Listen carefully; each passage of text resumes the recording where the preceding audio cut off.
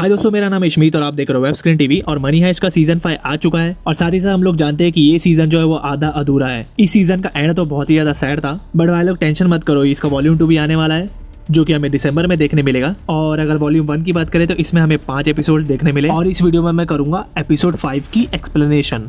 Won't you take me home? Give me with your vibe.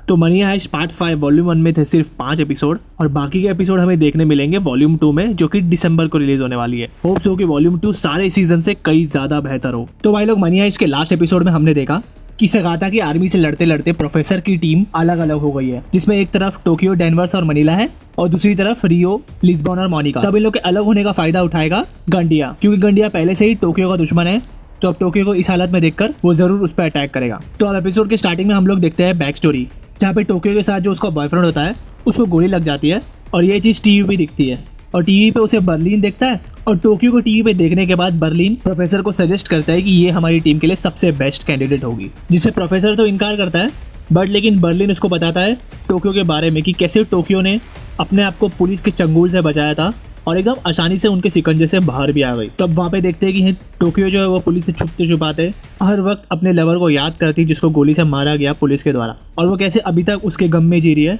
और बिल्कुल भी उसको भुला नहीं पाई है, क्योंकि हर एक क्राइम में उसका बॉयफ्रेंड हमेशा उसके साथ होता था। और यहाँ पे सीन चेंज होकर हमें दिखता है टोक्यो उस रूम में है जहाँ पे वो ऑलरेडी फंस चुकी है। तो अब गंडिया की टीम और टोक्यो दोनों एक दूसरे पे बैक एंड फोर्थ गोलियां चला रहे हैं और गोलियां चलाते चलाते उन लोग डोर तोड़ देते हैं, बट लेकिन डेनवर वहाँ पे प्लान बनाता है और उस डाइनिंग टेबल को ही दरवाजे के आगे रख देता है। तो अब सगास्ता वहाँ पे अपनी बाहर की आर्मी को सजेस्ट करता है कि वो लोग जो है वो किचन में है, तो अपना सारा एम अब हम लोग को किचन में ही रखना है। और वहाँ पे हम लोग टोक्यो और गैंडिया दोनों की बहस भी देखते हैं उस फाइट के बीच में, और उसी बहस से गैंडिया जो है वो बहुत ज़्यादा गुस्सा हो जाता है और होल के अंदर से वो फेंक देता है बॉम्ब टोक्यो के रूम में, और उसी के साथ विद इन रिफ्लेक्शन टोक्यो का करती है वो बॉम्ब को पकड़ के वापिस से गंडिया के पास ही फेंक देती है। और उसी के नेक्स्ट सीन में देखते हैं कि सगाता की पूरी आर्मी जो है उस बॉम्ब से इंजर्ड हो गई है और उस बॉम्ब के फटने की वजह से ऑलरेडी सगाता बहुत ज्यादा गुस्सा हो चुका है गंडिया से। और हम लोग देखते हैं कि दूसरी तरफ से बोगोटा, मार्टिन और बाकी लोगों ने उस डोर को जलाना शुरू कर दिया ताकि उन लोग अंदर जाके अटैक कर सके। और वहाँ पे रियो क्या करता है, ग्राउंड पे जाके ऊपर की तरफ खोदने लग जाता है ताकि वो दूसरी तरफ से टोक्यो के पास पहुंच जाए। और यहाँ पे हम लोग देखते हैं कि मोनिका कोई तो इंजेक्शन अपने अंदर ले लेती है जिसकी वजह से वो बेहोश होने लग जाती है। वो इसलिए लेती है क्योंकि वो हर जगह पे बार बार अर्तुरो को देख रही है और वो पिस्ड ऑफ हो चुकी है उस चीज़ से। और वहाँ पे हम लोग प्रोफेसर की तरफ एक और चीज़ देखते हैं कि अलीशा के दिमाग में कुछ और ही चल रहा है, क्योंकि वो अपने हाथ में कैची को छुपा देती है। और यहाँ पे टोक्यो और डेनवर क्या करते हैं कि वो लोग दूसरी तरफ से उस रूम में जाने की कोशिश करते हैं ताकि उन लोग छुप के सगास्ता की टीम को अटैक कर सके। और वहाँ पे टोक्यो 2 आर्मी मैन को देखकर चुपके से नीचे से उन पर गोली चला देती है, जिस गोली को देखते ही सगास्ता फटाक से मैसेज करता है अपने स्नाइपर्स को कि वो लोग पेंट्री रूम में मौजूद हैं, और उसके मैसेज को सुनते ही स्नाइपर्स गोली चलाना शुरू हो जाते हैं। और वही गोली चलाते चलाते डेनवर तो बच जाता है, बट लेकिन 2-3 गोली टोक्यो को लग जाती है और टोक्यो बहुत बुरी तरीके से इंजर्ड हो जाती है। और वहीं पे टोक्यो अपनी बैक स्टोरी याद करने लग जाती है, वही डेट को जिसमें वो कई रोज अपने बॉयफ्रेंड के साथ डेट पे जाया करती थी, जहाँ पे उसका बॉयफ्रेंड उसको गिफ्ट करता है। और यहाँ पे किसी तरीके से मार्टिन और बाकी लोग उस दरवाजे को तोड़कर अंदर घुसने की कोशिश कर रहे होते हैं। और यहाँ पे हम लोग देखते हैं कि नीचे से रियो भी ऑलरेडी खोद रहा है ताकि वो टोक्यो के पास पहुंच जाए। और अगले सीन में हम लोग देखते हैं कि मोनिका बहुत ज्यादा नशे में है और उसी नशे में बार बार उसे अर्तुरो दिख रहा है।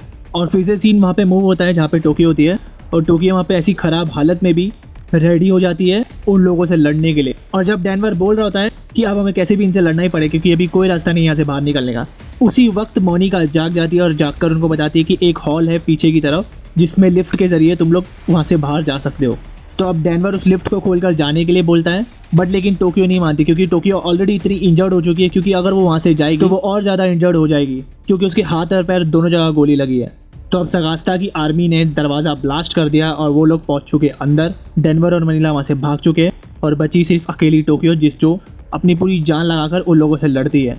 और वहीं पे हम लोग ये भी देखते हैं कि नीचे से रियो भी बहुत पूरी तरीके से कोशिश कर रहा है उस ज़मीन को खोदकर टोक्यो को पहुंचने के लिए। वो ऑलरेडी खड्डा बना चुका है, बट लेकिन वो इतना बड़ा नहीं होता जिससे टोक्यो पास कर सके। और टोक्यो को मरता हुआ देखकर रियो और ज़्यादा वो खोदने लग जाता है खड्डे को।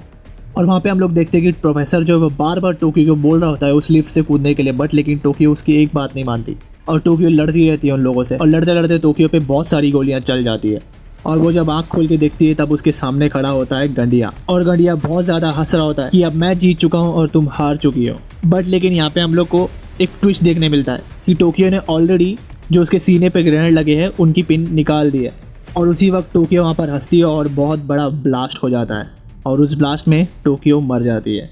और वहाँ पे हम लोग को सब लोग के रोते हुए चेहरे दिखते हैं और बहुत ज़्यादा सैड सीन हो जाता है, और वहीं पे मनी आए सीजन 5 वॉल्यूम 1 हो जाता है एंड। अब इसके आगे टोक्यो जिंदा बची या नहीं हमें वॉल्यूम 2 में पता चलेगा। मेरे हिसाब से ऐसे ब्लास्ट के बाद टोक्यो बिल्कुल भी नहीं बच सकती है, क्योंकि सीजन 5 आखिरी सीजन है और सारे कैरेक्टर्स को अच्छे से एंड करना है, इसलिए अब मुझे नहीं लगता कि टोक्यो वापस जिंदा होगी, और एक्चुअल में टोक्यो मर चुकी है। इसीलिए आप जल्दी से ये बीच वाले सब्सक्राइब बटन पे क्लिक कर दीजिए ताकि आप फ्यूचर में मेरी कोई भी वीडियोस मिस ना कर पाओ। और अगर आप लोग मनी हाइस्ट के पिछले एपिसोड को देखना चाहते हो तो ये राइट वाली वीडियो पे क्लिक कर लीजिए। इसी के साथ मिलता हूँ मैं मेरी नेक्स्ट वीडियो में, तब तक के लिए टेक केयर, बाय बाय।